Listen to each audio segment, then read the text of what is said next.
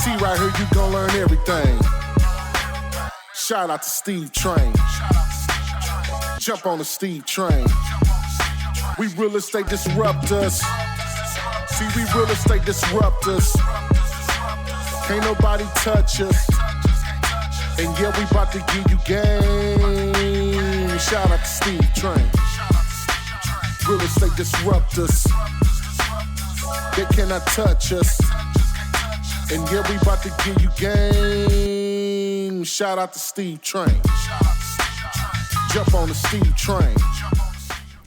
Hey everybody, thank you for joining us for today's episode of Real Estate Disruptors. Today we have Tucker Merrihew with TTM Development, and he flew in from Portland, Oregon, talk about how he's done hundreds of flips and new construction, including making just $800K on one property last year.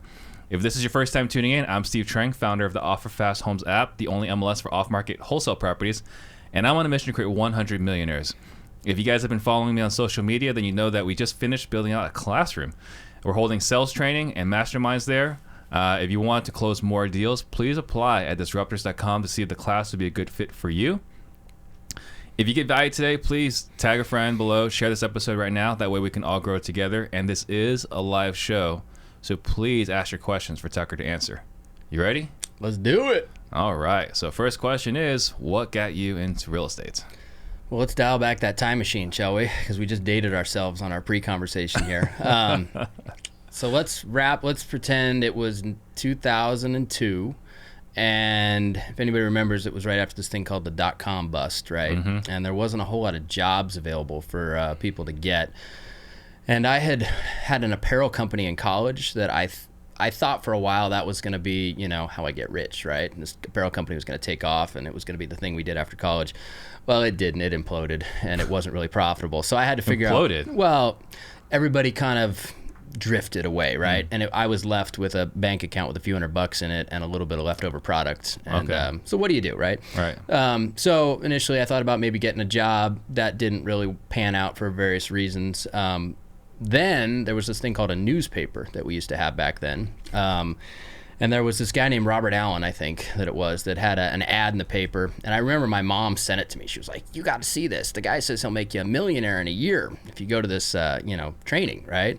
And I was like, well, sounds like a good idea, right? I was 22 and broke and, wanted to be a millionaire. So that was really the beginning. I went to that, but at the same time, that I didn't become a millionaire overnight, and I didn't do deals overnight. So I had to kind of fill the gap with how do I actually generate an income in real estate before this investing thing actually kicks off or works for me. And so I ended up in the mortgage game from there. But ultimately it started with a newspaper clipping that my mom sent me that said. So you went to a seminar?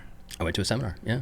But then you went and became a loan officer. Then I went and became a dirty, grimy loan officer back in the day. Well, that's not what they taught at the seminar. Yeah, that's not what they taught at the seminar. You know what I liked at the seminar, actually, that caught my attention, but then I realized I couldn't do it, were tax liens, right? But you needed money to buy them, and so there was that whole money piece that I didn't have. But I remember that was the first thing I heard that was like, that's pretty cool. And of course, they taught you the pie in the sky version, right? You can make like 24% on whatever the tax lien amount is you buy.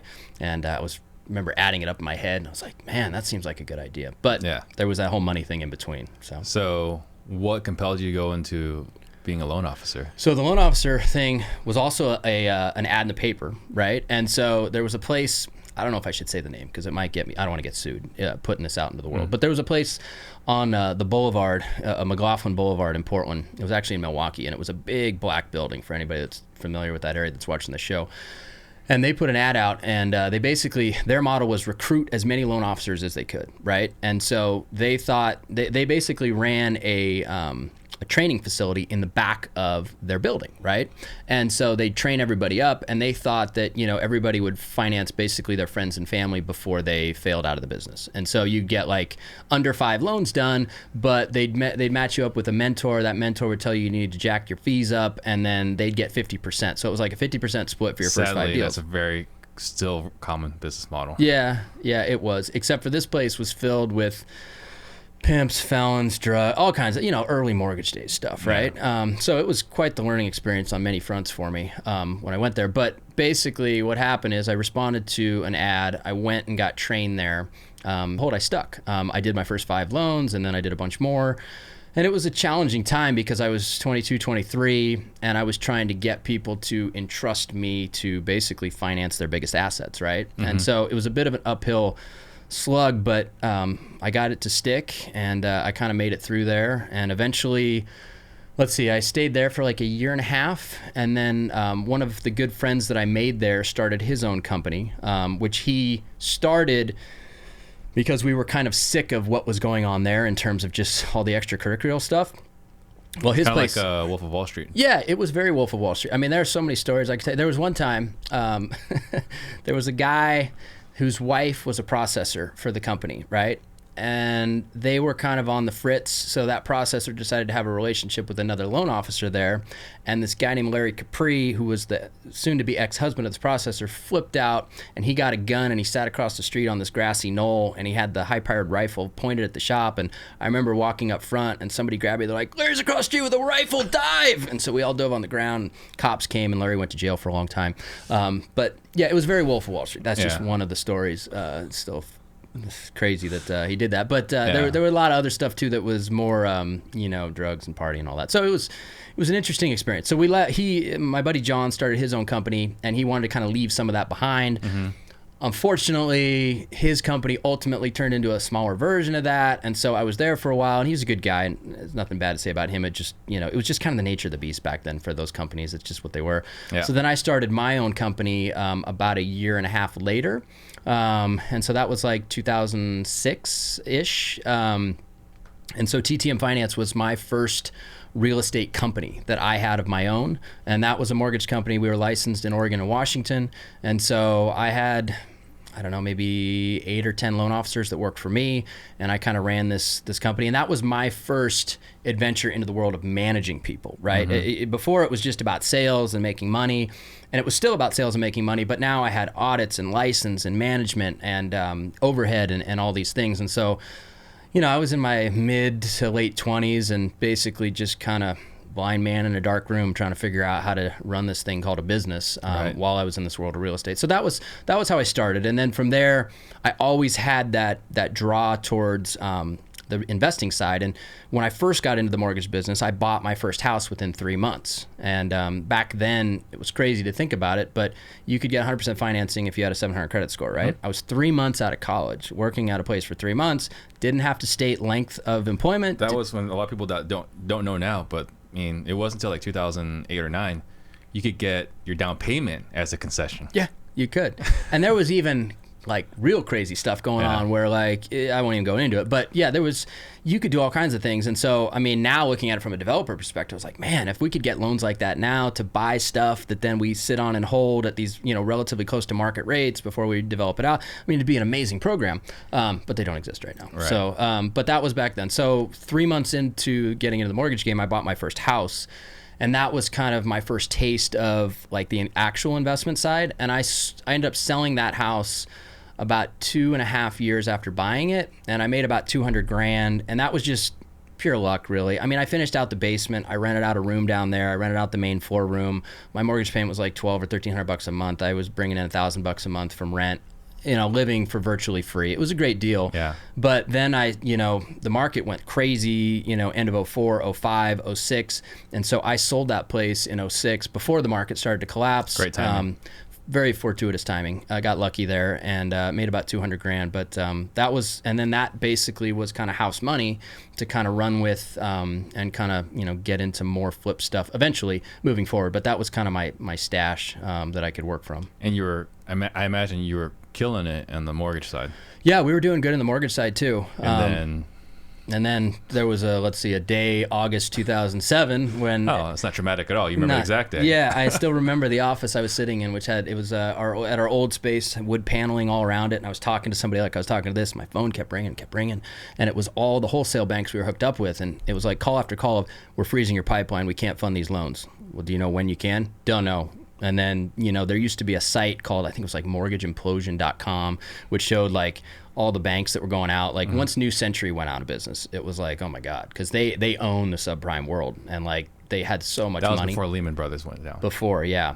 Lehman was after that, I believe. And so anyway, that day in 2007 changed everything. And so I limped along until early 2008, just trying to pick up the pieces and figure out how you close these transactions, that most of which couldn't be closed.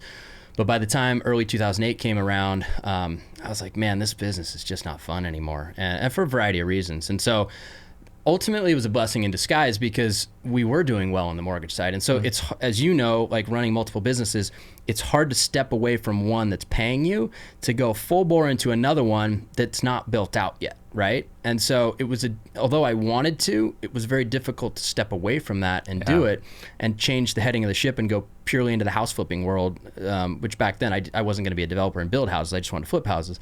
But that helped make the decision for me. And so by mid 2008, I just said, you know what, I'm putting all my efforts into actually flipping houses as opposed to originating loans and dealing with, you know, everything that has to do with owning a business and a loan shop. And so that was kind of the beginning of flipping houses. And back then, it was all REOs, short sales, eventually foreclosure auctions. It was a very different world than it is now. Right. So a lot of people that listen to the show, they predominantly fall into one of two. I mean, you got your wholesalers, you get your flippers, and we got some people that are also lenders, but predominantly it's wholesalers and flippers. Now, we had talked about this beforehand. Mm-hmm. You didn't wholesale. You want to explain why? Yeah, so let's break down the first deal that I did in 2008 after we kind of changed the heading of the ship, and you'll understand completely, right? Mm-hmm. So it was a deal that, your classic REO deal, right? Been on the market 90 plus days. They had dropped the price a couple of times. It just looked like a squishy deal, right? It had checked all the boxes data-wise. It also had some water damage in the crawl space, and there was some mold, and back then there was an ebook called Mold is Gold, you know, an REO purchasing guide ebook, which I bought, by the way, and I, you know, it did have some good information in it, but it was listed at like 159 or something like that, and we made an offer at 130, and they accepted the offer, and I was like, oh, okay. Then we did our inspection, and we found a bunch of water under the house, which kind of scared me at the time, because Water under the house. Water under the house. Remember, we live in Portland, right? It rains a lot. It needed sump pumps under the house to pump the water out, but there were no sump pumps. And so that water just sat and pooled under the house, because we don't build on slab here. We have crawl spaces underneath. And so that water and moisture created mold under the house. So it was a big issue, which kind of scared me a little bit back then. So what did I do during my inspection period? Well, I lowered my offer price. I think it was down to like 101 or something. So big reduction, which was kind of like my out to be like, I'm not going to buy this house.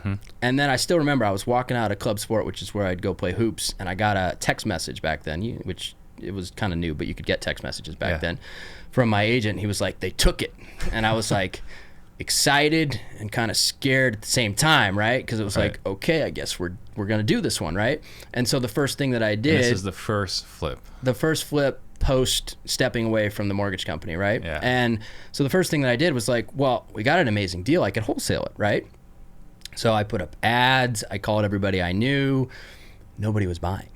Everybody was scared of real estate back then. It was, the bottom had yet to be found. We were in almost a free fall, and I know in Phoenix here it fell for a while even after that.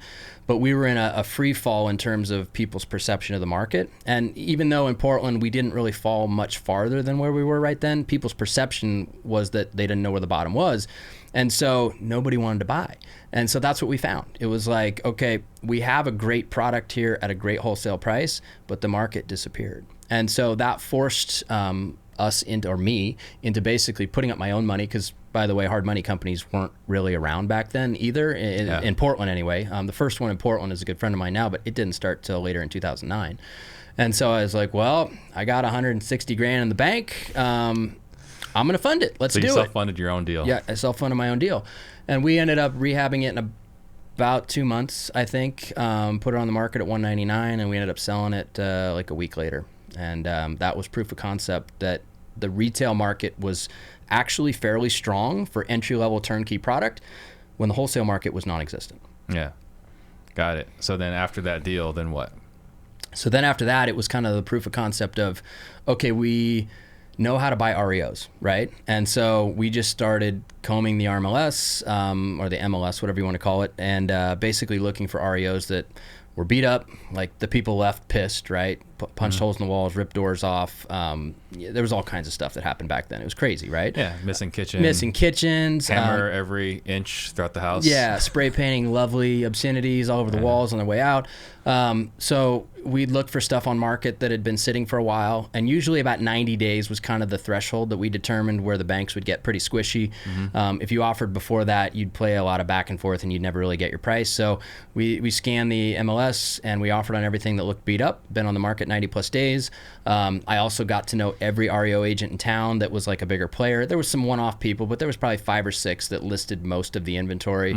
They never picked up their phone, by the way. It was like getting a hold of them was the hardest thing ever. But like we were talking about before this, if you could sit down with them, have a beer with them, kind of bro down face to face, it was like game over. They'd call you on every one moving forward. So we did a lot of that, and that served us well also. But that's where we started kind of going full steam into finding distressed inventory that we could buy, fix up, and flip. Got it. At that time, did you enjoy flipping? You get good taste, the connections? It was rough. We talked about it on the way over here. Building out that side of your business is not always enjoyable. Like it's herky jerky. It's back and forth. You're dealing with, jerk off contractors. You're dealing with GCs that maybe overcharge, underdeliver, don't pick up their phone, tell you what you want to hear. I mean, there's a lot of that. So we went through a couple of GCs that kind of ran our jobs initially. And we had that same experience, that it just wasn't a great one. And so that's when I decided to get my own GC license, because at that point, we're just a manager of construction, right? We'd still call in subcontractors and bring them in to do a lot of the trade work, but I would hold the license. And then I had to hire like a couple of in-between labor guys to do all the in-between labor stuff, cleanups, demo, things like that. And so, shortly thereafter, I hired my brother-in-law, who worked for me for a while, and a whole bunch of other people that just kind of cycled through that job. I mean, it's a low-level, job, so it didn't have a lot of longevity. But yeah, we hired a couple of in-between labor guys, and I got my GC license, and then that really allowed me to enjoy it more, because we then had control of the process, and then we started to build the relationships with the subcontractors, and it just made the business a lot easier. We weren't beholden or reliant on somebody else and their numbers and their schedule to get deals done. For someone that's listening right now that's interested in transitioning from wholesaling to flipping, what advice would you give them as far as getting the tradesmen and so on? I think there are good GCs that you can find. I think the biggest hang up that investors have is that we're cheap by nature, right? It's something in our DNA. We want to be a real estate investor. We're just cheap asses. That's just the way we are. Only on flips. Only on flips. Yeah, I mean, that's true. That's a good point. They're willing to spend whatever on marketing. Yeah, that's true. But then flips, they don't want. So like finding the cheapest GC, you're going to get cheapest GC problems, right? So, I mean, but you also don't want the guy that's doing, luxury homeowner remodels either. So I think finding kind of an in-between guy, finding somebody that's younger, I think younger's key, because they're still hungry, right? They're not burned out and crusty. But you don't want the cheapest guy. You don't want the oldest guy. There are guys out there like that. One guy that ran project management for my company for years, he went out and started his own GC company, and a guy like him would be a good fit for kind of a flipper starting out that maybe is going to segue from wholesaling to doing some flips. But you got to find that relationship, because then that gives you the confidence too, right? Because that's one of the main reasons people don't get into flipping from wholesaling, is they just don't have the confidence in the support, the numbers, the timeline. It's just all kind of this big gray area, right? Yeah. Well, that's exactly my experience right now. That's the we're flipping. I shared with you earlier. We're reluctant flippers. We're flipping because there's just more money there. I'd rather wholesale. Yeah, but it's hard to say no to those margins. It is. I think now, like, we're in such a hot time, right? Like, what's your inventory here in Phoenix? Like sub 1 month or? It's like 1.2 months supply. It's crazy, right? So like, now there's this new market called wholesaling, right? There's like the in-between market, which also is very difficult to do in a down market, by the way. Oh, yeah. You got to go all the way or not at all, right? Yep. And not at all is hard sometimes too. But in a super hot market, we have 1.3 months of inventory in Portland right now. There is this thing where you can buy a dated, slightly, beat up looking house, maybe just paint it, carpet it, put it back on the market, and sell it at 95, 96 cents on the dollar. that's kind of the path of least resistance, I think, for a lot of people that maybe want to make that jump. Not all product can go there, right? Like some product is just blown out. You can't do anything with it other than fully rehab it. But if it's livable with paint, carpet, and a cleaning, maybe you just go light, right? And maybe that's the kind of bridge to flipping, right? You start there. Because the last thing you want to do is get into like 100K, your first flip is 100K remodel, right? Where you're moving walls, repiping the whole house, new electrical, you got foundation issues, roof, you're resetting windows, maybe you got to move windows. There's just so much that can go wrong because you don't know what you don't know. Yeah. So you're flipping for a while. What was the first business you created in this journey? The first business, I think the day that I opened it was, I don't know, maybe like February 2008, something like that. And it was, I initially named it TTM Capital Funding because I had visions of, I was a money guy before, right? I was in the mortgage game. So I was going to raise a bunch of money and we were going to use that money and deploy it to buy real estate. And so, I was like, well, that name makes sense. But then we ended up being more in the, sticks and bricks side than the money side. So eventually I filed a DBA. So the company now is the same company, but we call it TTM Development. And that was the first company that I started post Mortgage Company that still is around to this day. It's our flagship company that basically buys and sells houses. But then you eventually branched off and built additional businesses. I did. So what's the next business after that? So the next business after that, let's see. Well, we started a podcast. That was probably the next thing, which, bear in mind, that was 2014. So that's really early for podcasting. It was like Sean Terry, Bigger Pockets, God, who else? There was a couple other early adopter guys that have since gone, Real estate guys, I think. Yeah, real estate guys. Some of the flagships are still there, but like I was like the 20th episode on BP or something like that. And I still remember recording that show with, Josh and Brandon, and they're like, I hope people are listening, and so it's funny. It's a trip kind of thinking back on all that. But, we started a show then, and that was, initially it was just a show, right? It was kind of giving back. It cost us money. I hired Dan, who works in the office with me now, still does 7 years later, because I needed somebody to produce it. Like we're in the studio here. I was like, well, I want a podcast, but I don't know how to produce it, right? I was like, Dan, can you figure out this whole like iTunes thing and like how do we edit the sound and all that? I imagine it would have been a lot harder back then too.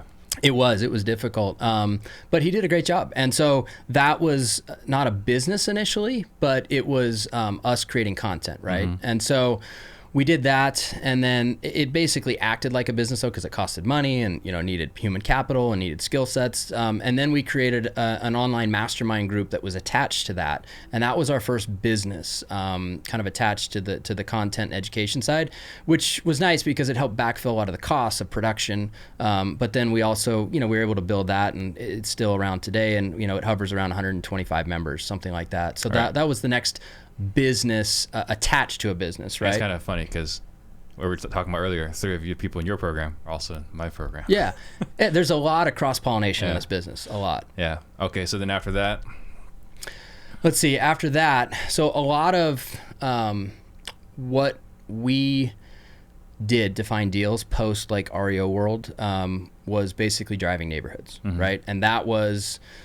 we basically drove specific neighborhoods that we wanted to be in, and we looked for investment grade product. And we had the yellow pad and the pen and paper, and it was super archaic, right? But it was normal in 2011, 12, 13.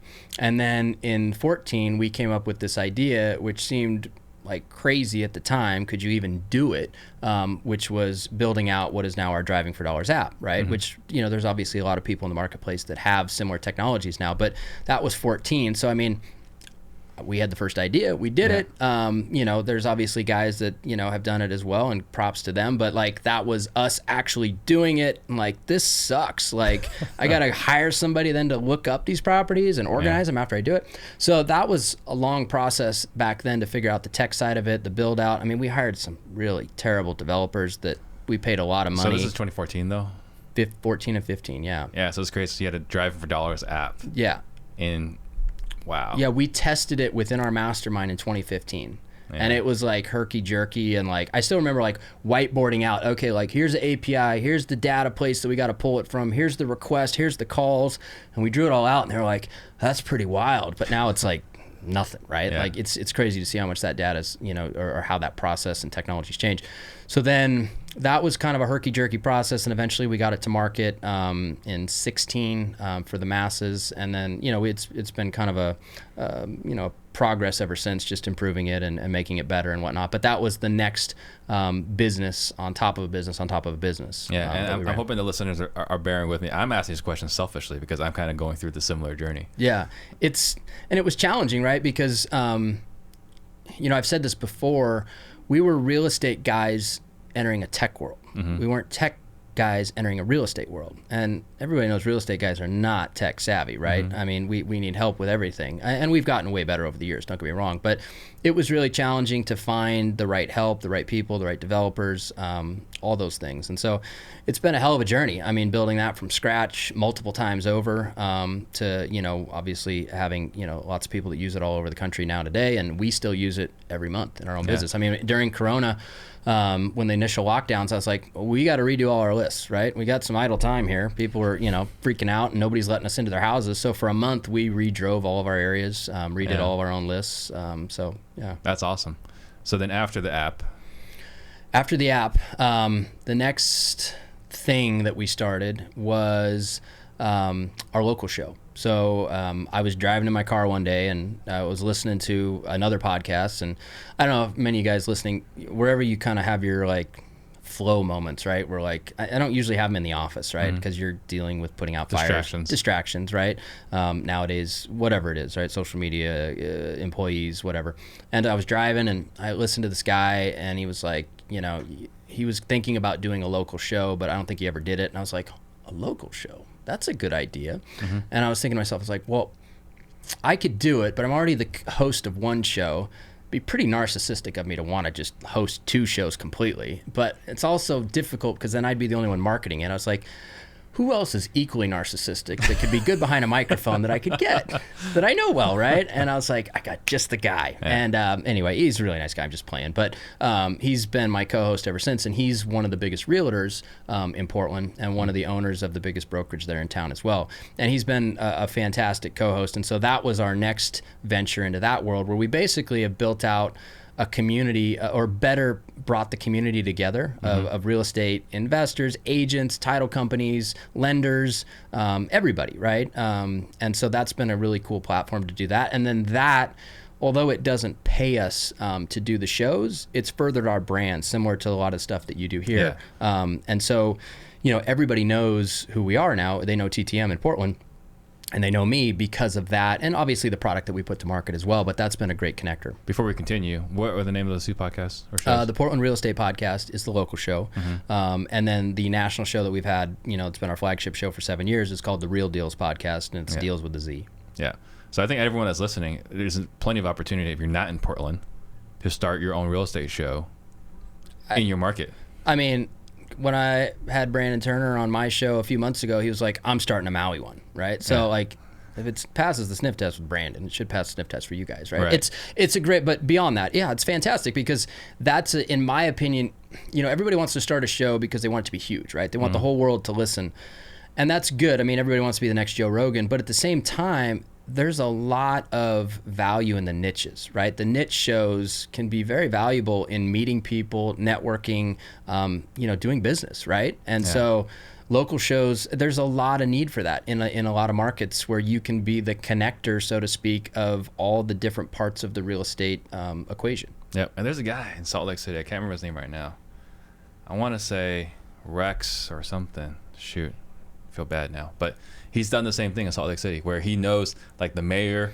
A lot of the guys in the Utah Jazz have been on the show. Like, it's just, and we've had the connector. We've had some Timbers players. We've had ex-Blazers, all kinds of things. So that was the next thing. I mean, we've piled a few more things on since then. But before we transition, I would say anyone's listening, like, there's no reason not to start it. Like, no, do it. Go for it. And the other thing that's cool is, like, this is an awesome studio, and these guys are fantastic in here. But like, you don't need this to start it. Like, I mean, for the first 6 years of my show, I had C- class office space and a microphone, right? Like, and it worked just fine. And you could even use your phone. Obviously you grow into it, you improve it, you make it better, but you can do it. I mean, the biggest advice that I'll give you is just get better at your microphone presence. The rest of it doesn't matter. Like, it really doesn't. Like, you want a good mic eventually, but like, if you're good on the mic and people like listening to you, like, that's the the major skill set that you can improve without like dumping a ton of money into it or, time. Exactly. I mean, time maybe, but not money.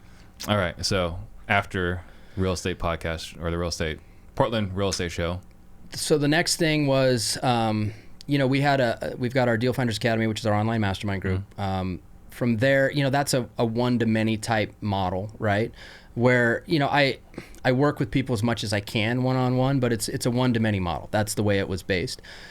But we had a lot of people that we realized, because our specialty is basically marketing directly to sellers, right? Which is normal now. Everybody, that's what you have to do. But, I've been doing it for 10 years. We know what works. We're kind of dinosaurs in the fact we do this thing called direct mail, right? But we know how all the different layering strategies work, and we've really perfected most of them, right? In terms of, how to generate leads. And so we started a high-end coaching program with myself and one of the guys that was actually one of the original members of our Deal Finders Academy, Justin Silverio, who owns Open Letter Marketing. And so we run a higher-end program, which is called the REI Deal Generator Program. And so we have, 10 or 15 students right now that we're basically hands-on every week building their marketing machines for them. Wow. So as they step into this world of marketing directly to sellers, it can be a giant bucket you just waste money, right? Oh, yeah. It really can. And so the whole idea behind that program is help them pick the right areas, help them pull the right data, and help them spend the money properly. And that's really a big thing. And and so that program has taken off, and we've helped a lot of people. It's been cool though too, because like we talked about in the car over here, like you want to be a teacher, right? Growing up, and you really enjoy this teaching thing. Like I do too. Like I didn't want to be a teacher. I wanted to be a meteorologist, like I told you. But this teaching thing is cool, especially when they have success, right? Yeah. Then it's very fulfilling. Then it's very fulfilling. It is. And it's awesome to see, like, there's a couple guys that are in the Seattle area that they just locked in an $80K wholesale deal from, building their marketing machine, going on appointments, meeting with people, getting them to say yes. And they got $80K out of the deal, right? And it's like, that's a life changer. That's freaking awesome, And then after that? So after that, our last and latest venture is a cold calling and text marketing management company called Call Magic. And so I've got two partners in that, one of which also came from our Deal Finders Academy. So this has been the Deal Finders Academy has been like a place for me to meet amazing people that are equally talented. They weren't as far along on their journey yet, right? And then as they get farther along, they have aspirations too, and they're smarter than me in some regards. But I'm good at branding and marketing and just understanding this world of direct to seller. And so, the partnerships work. And so Elliot Smith is one of the partners in that, and then Cole Rudd Johnson, who's probably the smartest kid I know that's like 22 years old, and he's got he's doing really well. Let's put it that way. So when did your wife start the construction arm? So she will rewind back to when she entered the equation, because there's one last piece to this business too that she basically runs, and so it's important to say that. But in 2009, from 2005 to 2009, no, I should take that back. 2006 to 2009, she worked for a big builder in Portland, and she was basically running their custom home division, doing a lot of the plans, just doing a lot of things for them. But it focused around design, floor plans, marketability of homes, things like that, right? Well, 2009, right before we got married, they said, hey, we're cutting your hours to like 8 hours a week, right? Which I don't blame them, because it was the real estate apocalypse back then. And so she was like, what am I going to do? And I was like, well, we're going gangbusters trying to buy REOs. Let's try this whole being married and working together thing, right? And which, it's worked out, but by the way, it's not the easiest feat. Probably right? had some challenges. Yeah, of course. And for those people that do it with their wives, virtual high five, right? It's tough. It can be a challenge, but we've learned what we're both good at, and the best advice I can give you is just figure out what your lane is and just stay in it, and that really helps. But she then came on and helped with all of our project management, construction management, and our design, and so that enabled me to do a lot of the other things we just talked about, but also then focus my time on the Sticks and Bricks company with acquisition and finance, right? I line them up, I figure out where the money comes from, make sure that we buy them, I plug them into the machine, and then the machine, on the other end pops out a great retail product, which, she gets the majority of the credit for. Right. One of the things that we talked about earlier on the way here was the difference on a luxury home. It's not dollars per square foot. If you're talking dollars per square foot, you're an amateur, right? There's some things that are really important. You want to talk about what those important things are and how your wife plays a part in that? Yeah, most people are kind of scared of the high-end market, right? Me included. Yeah, and for good reason. But the things that really separate a house high-end wise is design finishes, floor plan, and the lot. If the lot's, it has to be an A+ lot, the floor plan has to be right, and the design has to be quote unquote in vogue, right? And you can't have any missteps there, right? No Uba Tuba granite in a new high-end house. Like, you do it, you're going to get punished, right? Yeah. And those dollars per foot, you could have a 5,000 square foot house like we talked about on the way over here that sells for $2.5 million, or you can have a 5,000 square foot house that sells for $5 million. And the only difference is the floor plan, the finishes, and the lot. That's it. Yeah. But the appraiser looks at it and, it could be, they're like, well, how is that possible, right? And they don't understand, right? So yeah, there's a lot of missteps that you can make in that high-end market. But once you figure that out, it's really not as risky as you think, because selling our high-end product is the easiest product we sell. Really? Yeah. Selling our low-end product, such a bigger pain in the ass. And the reason being is because, number one, the general intelligence level of your buyer in terms of real estate, not overall, but just in terms of real estate, is lower, right? So little things freak them out. And the general intelligence level of your agent or their agent, generally lower, right? So you mix a lower intelligent buyer with a lower intelligent agent. When it comes to real estate problems, what do you get?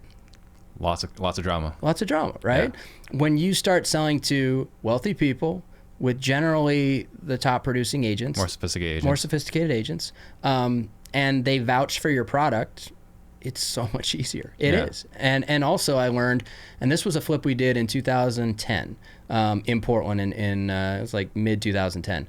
We bought the house for $450. We sold it for like $800. And $800 back then in Portland was like, whoo, crazy, right? Yeah. Like it made me worried. Like I can't lie. I was, had some sleepless nights. Like, do we do this thing? And we had to lever up too to get it. Like I had to go get hard money, and like we were paying, a lot of money on the money. And so, that was kind of putting my, what on the table and be like, we're going to do this thing. And, but on the back end of that, we sold it in an hour to a lady that scratched a check for it. And this was mid 2010. Yeah. And it was crazy. So that taught me that the right product in the right neighborhood will sell no matter what the price point, no matter what the market. Got it. And we took that with us to this day. So for someone that's listening, what would you say are the three keys that you've been able to do consistently as far as bringing in high profit on your flip? So when we talked about luxury, but like, what are some things, like three things that someone needs to master if they want to consistently do high profit flips? Number one is going to be deal sourcing, right? For sure. It's less of a challenge the higher up in price point you go. It's less competition. Less competition, right? But if you're good at deal sourcing, it's easier to find the A+ lots, right? That's the challenge, right? Is finding enough A+ lots that you can do these high-end projects on. So that's going to be challenge number one, let's say. And that would be taking your wholesaler skills, right? And just overlaying them onto, I want to do higher end homes, right? So I need to find properties that would be a good fit for that. And so you take those same marketing skills and you just overlay it onto that type of inventory. Yeah. And so that's what we do. Number two is, recognizing like what is a good lot, right? Understanding the basics behind that. And so like a busier road, probably not a good idea, right? Yeah. A flag lot, not generally a good idea. Neighbors next door that, have a tarp or something, or dogs that bark, or external stuff you can't control, probably not a good idea, right? You have to pay attention to these things more so. So that would be a big thing. And then lastly is just, you've got to know what sells. You got to know what people are looking for, right? Like what's the trends, right? Like right now, open floor plans are a big thing, right? Like having a great room, kitchen that opens up to a living area, that's a big thing, right? What kind of finishes, design. I mean, we're not supposed to know all that stuff though, but you can plug people in that do, right? But like, is your wife going on like broker tours? Is she? No, broker tours aren't going to do anything for you. So like, what is she doing to Let's be honest, realtors don't know anything about design. Let's just say that right now. So what is she doing to stay leading edge as far as what people want? I mean, she's really plugged in with like Instagram, Pinterest.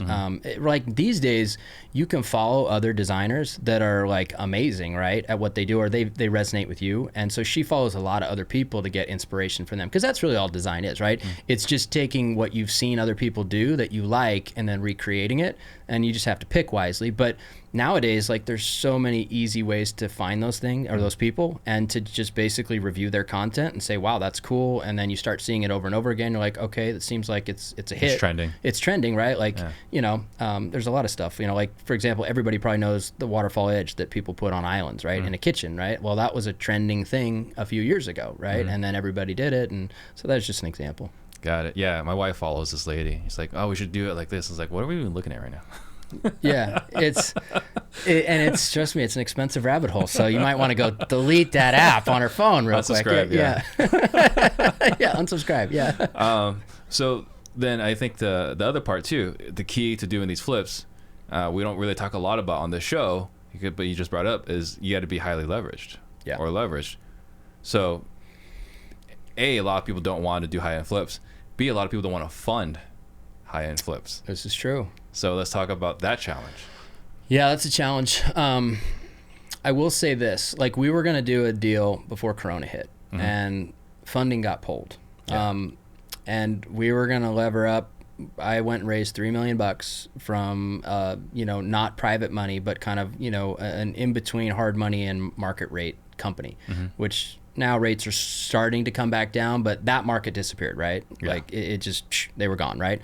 And so they just said, we can't fund that loan anymore, right? But that was going to be a lender that loaned on, it was going to be a $6.5 million out. That was what our exit out was going to be. We were going to be 3.2 in, 6.5 out. Wow. We were going to spend about $1 million, $2 million, $3 million in the middle. And it was on a lake. It was on Lake Oswego. It was going to be an amazing house. But, I got nervous too, because I didn't think that 6.5 market would exist. And we didn't have money. So that made that decision for us. But in terms of like raising money, it's different, because building versus rehabbing, you can go to hard money lenders, you can go to those in-between lenders. If you build, generally out of the gate, you've got two options. One is, construction financing from a bank. And banks do lend more on new construction than they do rehabs. They don't like rehabs because they don't understand the idea of forcing appreciation through construction.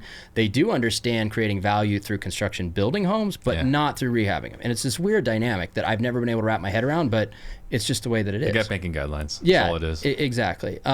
So there's that option, but let's face it, most guys aren't bankable starting out, right? And, banks definitely not going to give you high-end money, starting out. So you're left with private money more than likely, but you can't just jump to the high end. And I wouldn't tell anybody to do that. I think that's where you can make your misstep. That's where you can have a $100,000 oopsie, right? That, you end up losing a lot of money on a project. You have to look at the high end as like climbing, I always say this, climbing the real estate ladder, right? You start out with wholesaling, maybe you go to wholesaling, then you start light flips, then you get into moving walls, replumbing, new electrical, lots of permits. And then from there, maybe you get into an add-on, right? Or punching out dormers. And then from there, you jump into new construction. So you kind of, you get comfortable, right, in that area. And then if you're comfortable there, I can tell you raising money to do high-end stuff becomes a lot easier, because now you have a track record. Like, if you're just a wholesaler and you're like, hey, I found this amazing lot in Paradise Valley, I want to build a $4 million house, nobody's going to lend you money. They're just not going to do it, right? It's just, I mean, unless you've got a sugar daddy or a family member or somebody that's equally, excited, right? And the excitement blinds them to the opportunity, what it really is, then, but that's not very likely. So, you got to climb that ladder. So who are you contacting? Someone, you were talking to somebody like, man, I want to start finding money. So I'll tell you what, it circles back to our local show and my national show. There's a guy that, I won't say who he is, but he doesn't live in our city. Heard one of those shows, reached out to me, and I nurtured this too. This is how I do this, is I say, I don't want to take money from people right away, because I want them to kind of follow the business a little more, watch one of our projects from beginning to end. And then by the time they do that, they're willing to fund whatever. Yeah. And so the podcast has been an amazing tool to raise money for our business. It really has. And, going back, we've been pushing earlier about you guys need to start a local podcast. That's something that RJ Bates, he's talked about. He's raised way more money than he even knew what to do with just from having that show. Yeah. It's an amazing form of media. It really is. So let's talk about you had not a kind of like a side hustle, something that's come about because you're flips that you did not expect to happen. Yeah. So we talked about this on the car ride over. For years I swore off ever doing homeowner work because my wife did it when she worked for that builder, and she'd always come home just bitching and moaning about these people and like, oh my God, they're a giant pain in the ass. And like they pick something out and they change it 13 times. And those are the war stories, right? Those are the things you hear. But she was also, she was earlier on in her career as well. And so she wasn't as good at kind of controlling people and making sure they don't do things to just get in their own way. Managing right? expectations. Yeah, managing expectations, things like that. And so now, we've built an amazing brand in Portland and specifically in Lake Oswego with our high-end product. And so we've got people coming out of the woodwork that are like, we want you to do this work for our house. We want you to build a house for us. The people that bought a project that we did last year for $3.2 million, they want to move back to the lake where they lived before. They sold their house on the lake for $7.5 million, moved to our house for $3.2 million, so it was a big downsize, right? Now they want to move back to the lake, but who do they want to have build their house? They want us to build the house. And so we've had a lot of people like that, very wealthy people that love our design. And this... My wife gets full credit for this because I haven't done anything to further that part of the brand, but she has an Instagram. It's called TTM Home Design.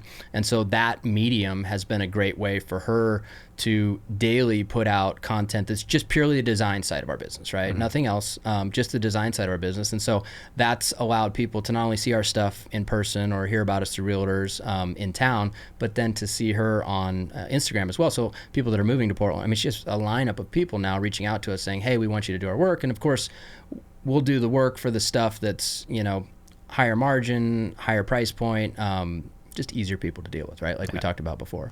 And I think, we were talking about high-end flips, luxury, this and that, but I would say, like, for everyone that's listening, the easiest thing to do, the podcast from you and the Instagram from your wife, it just comes down to content as far as lead gen.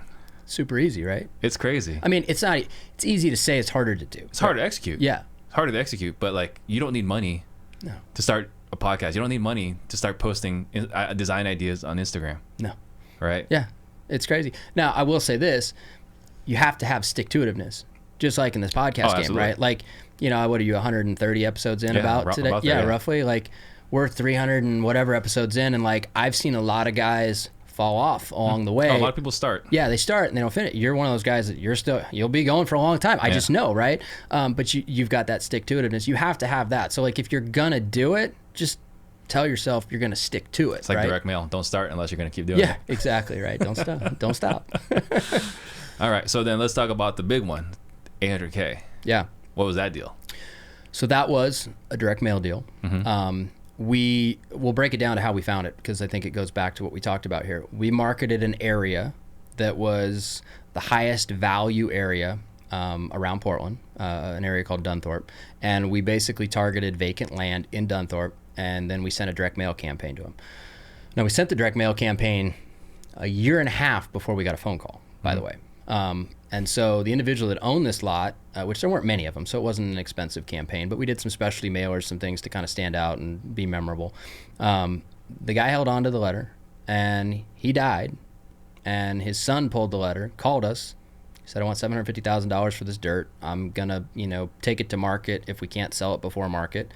I went and drove it, called him. I said, let's do it. And we ended up buying the dirt, and we had to clear it. There was quite a bit of site work there, but it was about an acre and a half in the most expensive part of Portland. And we ended up building a home there, and we sold the home for $3.2 million, and we had about $800,000 margin attached to it. But it started with direct mail and us targeting an area that we wanted to be in to build that high-end product, and then it just went from there. Yeah, I'm hearing a lot of intention in there. Tons. Everything we do is with intent, right? Yeah. Like none of the marketing that we do, none of the areas that we are in doesn't have complete intention behind it. Like literally our areas, our farm areas are like etched in stone. Like and what we market within those farm areas are etched in stone. Like we know exactly what we're going after. And like in Lake Oswego, where we do most of our stuff, we have created a list of every piece of either dividable land, bare land, or investment grade product in that whole town. Yeah. All of it. And so we're very intentional about who we go after and why. Yeah, but that's key, right? Because a lot of people, like life just kind of happens to you. Yeah. And you can't let that happen. You have to be intentional. You have to control your destiny. Let's see. Got some questions here. Kilduce, I don't know if you know who that is, wants to know what's the name of your intro song for the Portland podcast. Hold on, I'm coming. I don't know who sings that. I forget. I picked it, but I should know the name. But yeah. And then Isaac Avalos, you already talked about it, but what part of Oregon do you buy in again? So we used to buy, as we talked about, all over the Portland metro area, and we've since trimmed it down. We're really just in Lake Oswego and Westland now. That's where we do, I'd say, everything. Got it. And John Robson is asking a question. Maybe the $1 million question is, what qualifies as an A-plus lot? It's tough to give you like an in-the-box answer for that because it takes time to recognize that. I can give you some general pointers, right? Like busier road, like we talked about, is a no-fly zone, right? It maybe even like an entry corner into a neighborhood where you get a lot of traffic, no-fly zone. Flag lots, generally people are going to pay less for a flag lot. What's a flag lot? So a flag lot is like, let's say you've got road frontage, right? And then you've got a house that sits right on the road frontage, and then there's a lot behind that house, right? A lot of houses or lots are deep, and you can divide off the back part of that lot, but then you got to put a driveway to the left or right of that house. Easements. Yeah. And so they either have an easement or they deed that dirt to the lot behind them, right? Generally it's an easement. But a lot of people don't like to drive by another house to get to their house, right? So you could look at a lot that's in a high-end area and be like, ooh, we could build a house here and sell it for this, but you're going to have to probably take 10% off the price, maybe even a little more, depending on how bad that flag lot is. Got it. All right, guys, keep firing away. Please ask your questions. So we also talked about, when we were talking earlier, wholesaling versus flipping. You also like to flip because there's multiple people that you get to feed. Yeah. Along the way. I mean, I think that's an important point because we've vertically integrated a lot of businesses into the start of it is the marketing machine, right? And the marketing for Dealz. And a lot of people, they build that machine or they start marketing and then they want to take the first exit ramp, which is like get the deal under contract, sell it right away, right? And that's the end of the business. With nothing wrong with that. But for us, we have the marketing machine that starts it. And then from there we have lending, right? So people make money lending us money. And the more money you make for people, by the way, the more money they want to lend you, right? So you have to nurture those relationships and allow them to put money in play. And if you do that, they eventually put more money in play. And it's a way to kind of build your war chest of private capital. We have my wife, who does all of our construction management design. So she has her own company that, on the books anyway, that we pay, but she operates under TTM Home Design. We have a built-in real estate company that sells all of our stuff, which is TTM Realty. Chris, who's we always joke, he's, the top agent at TTM Realty because he's the only agent at TTM Realty. But he sells most of our stuff. So he benefits from everything that runs through the system. We've got, multiple laborers that, we carry full time for kind of in between labor and things like that. So they're jobs that we keep and retain by pushing stuff all the way through the system. So we've kind of built this vertically integrated machine. It's a little mini economy. Yeah, it's a mini economy. I mean, and that's what a rehab is, right? You do a rehab and like, even if you hire a GC, you have all these people working on it. It is a miniature economy. But we have that plus, under one roof, kind of our miniature economy as well. And so to run your business, like what kind of overhead do you have? Let's see, we've got rent, right? We got a new space. I don't think we're paying as much as you, but we're paying, more than we were before. We were in the same space before. We were paying guy never raised rent on us. We were paying like $1,200 a month. Oh man. And it was, it was C- class office space, but we had enough, room, and it worked out well. And when we were buying in Portland, it made sense. So we moved to Lake Oswego, and what are we paying? Like $2,200 a month now for rent. But it's a minute from my house, and it overlooks the main drag. It's and we got 2 billboards out of the deal, right? So we're the top floor, and so there's the building faces 2 ways when traffic comes and goes, and so they let me put up a big TTM sign on both things. So I'm That's awesome. I got office space and a billboard, which can't complain about that. So we have that. Chris, who's our office manager, basically, a lot of people have lead intake people and they have acquisitions people, right? Chris Dubs is both of those. Plus, he's our agent on the other end. So he, there's built-in cost for him every month. Then we have, the whole other side of the business as well, which Dan, he's a full-time guy for me. That he helps with the app, he helps with our online mastermind group, he helps with all of our video.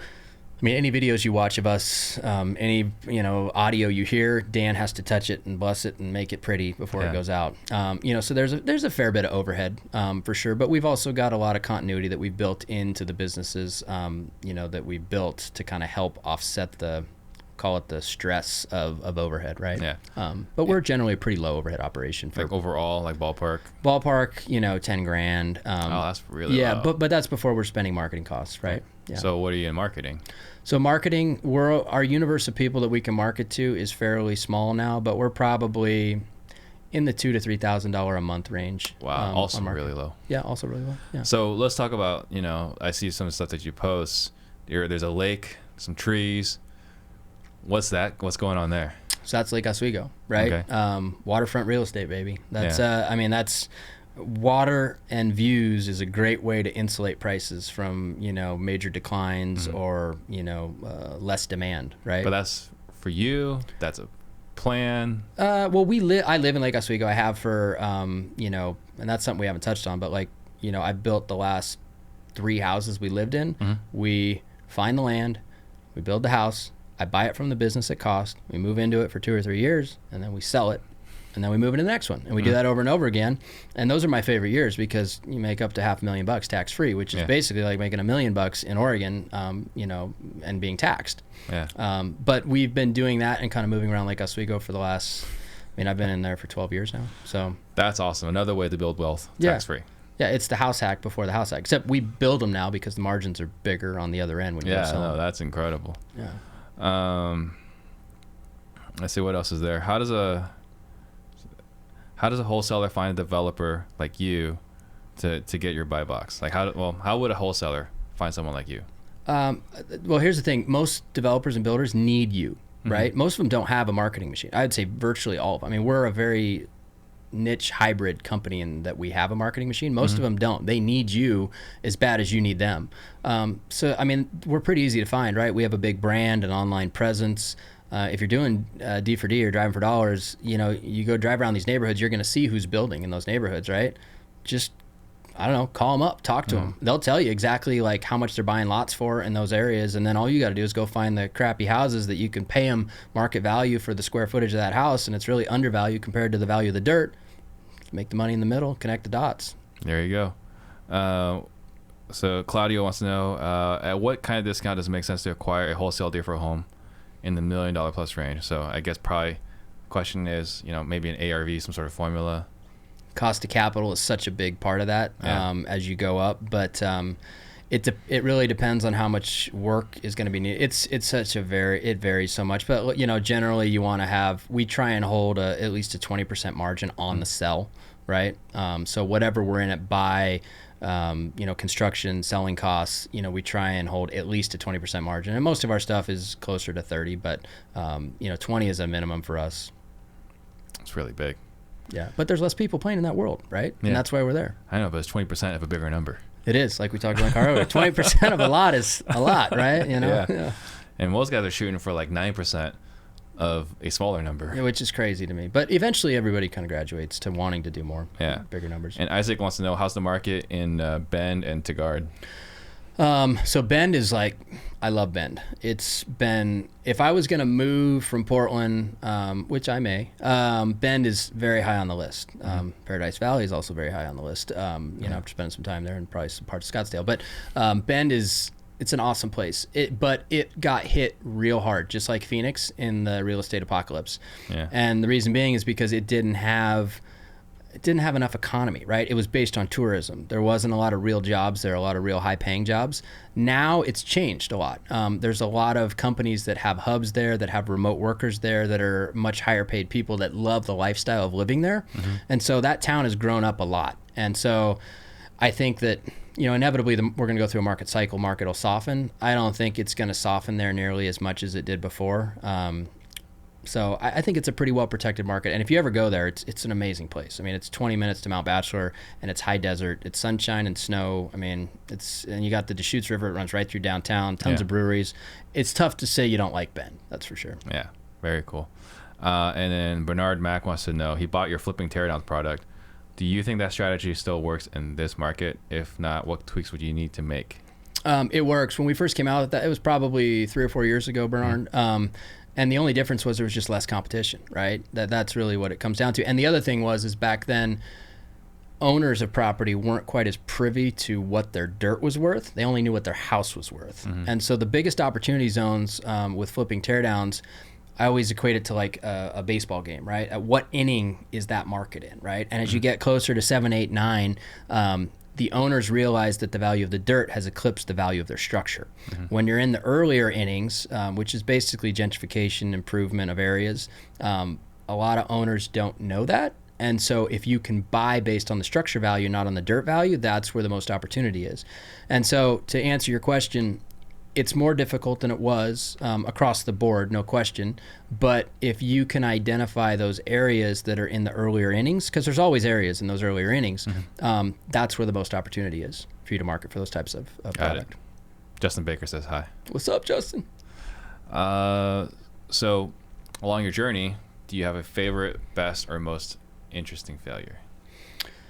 Oh, yeah, I probably got a lot of them. Let's see.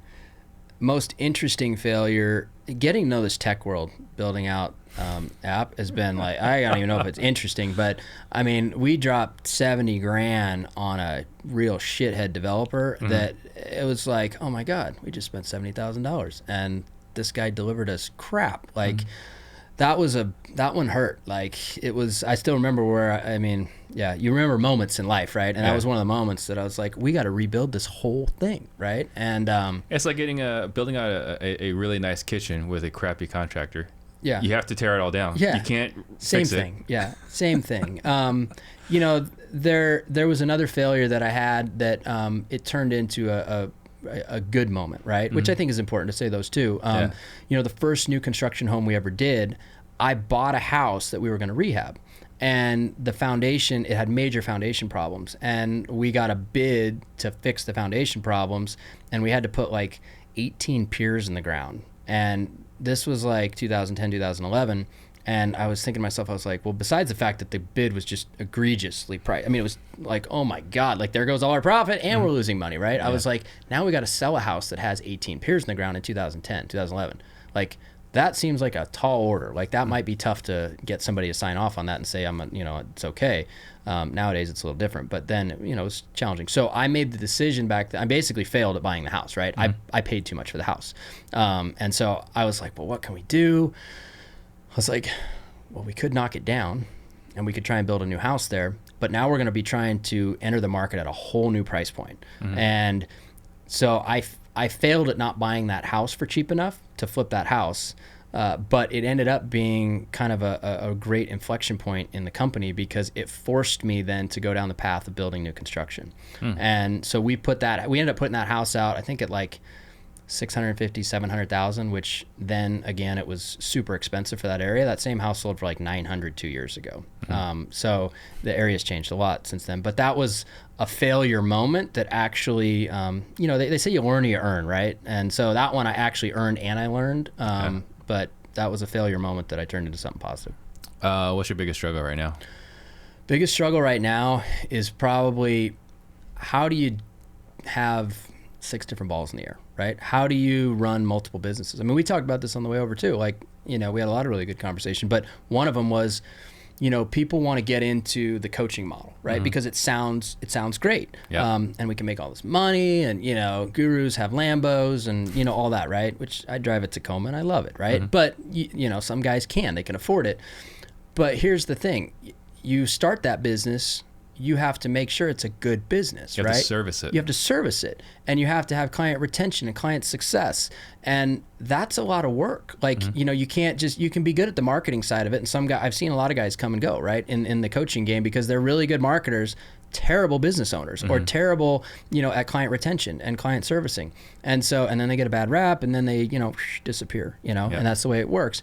And so the challenge is for me right now, how do we actually be really good at real estate and also be really good at coaching, right? And running an education and content business. And we're doing it, but it's going to be forever a challenge because they both take so much from you.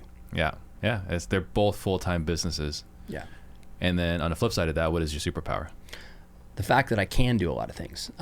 You know, I've learned this about myself, and you know, you've probably done the same. You know, as you get farther into this journey of, you know, life, but also entrepreneurship, you start to know what makes you tick, right? And like what makes you happy, what makes you unhappy. And the moment that I realized that, like, number one, I can only go on vacation for like a week, because after that I'm just like, I got to do something, right? Like, you know, and that's a normal entrepreneur.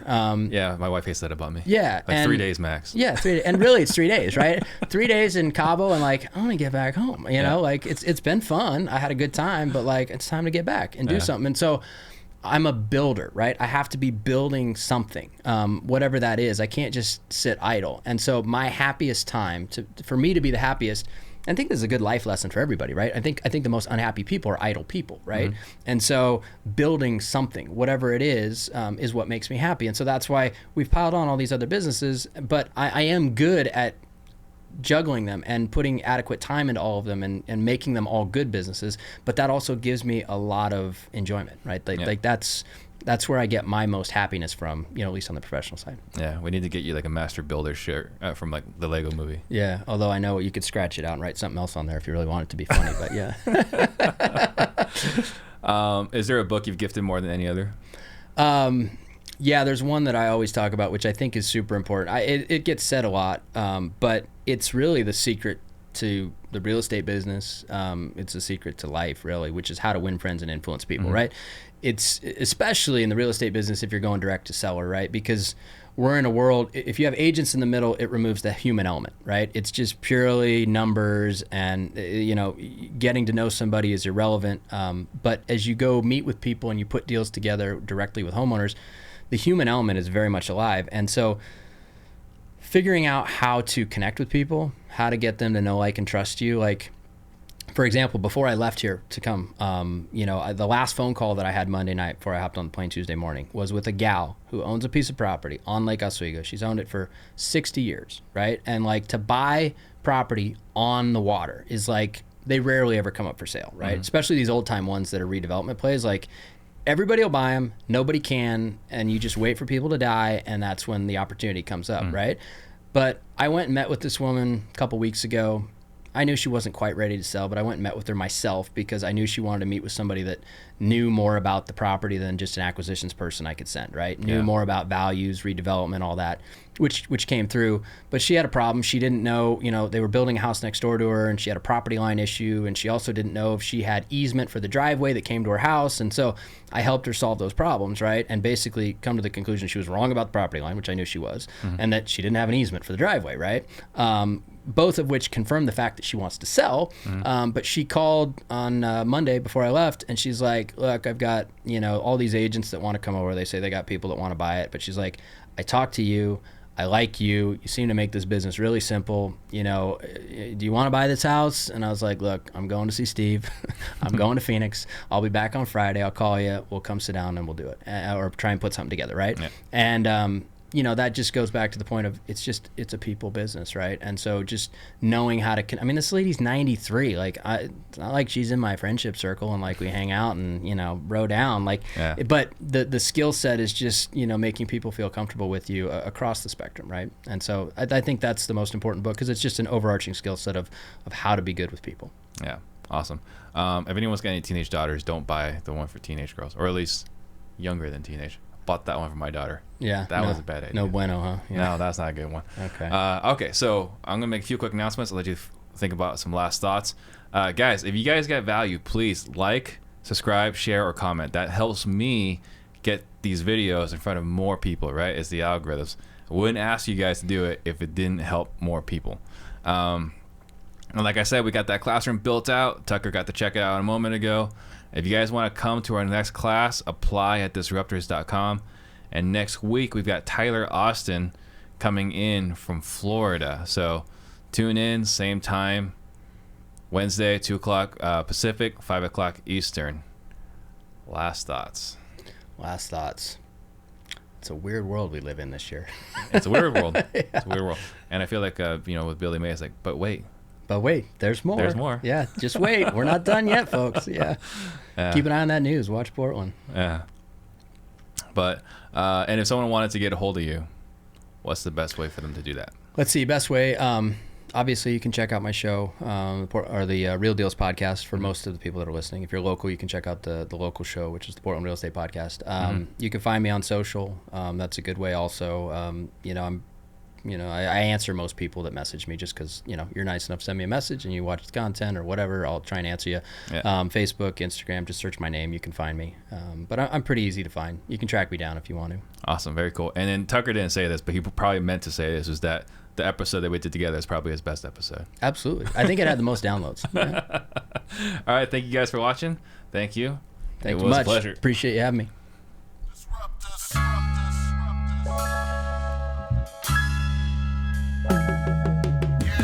Yeah, see, we real estate disruptors. Can't nobody touch us. And yeah, we about to give you game. Shout out to Steve Train. Real estate disruptors. They cannot touch us. And yeah, we about to give you game. Shout out to Steve Train. Jump on the Steve Train. We about to give you game. REI's flowing through my veins. And you don't.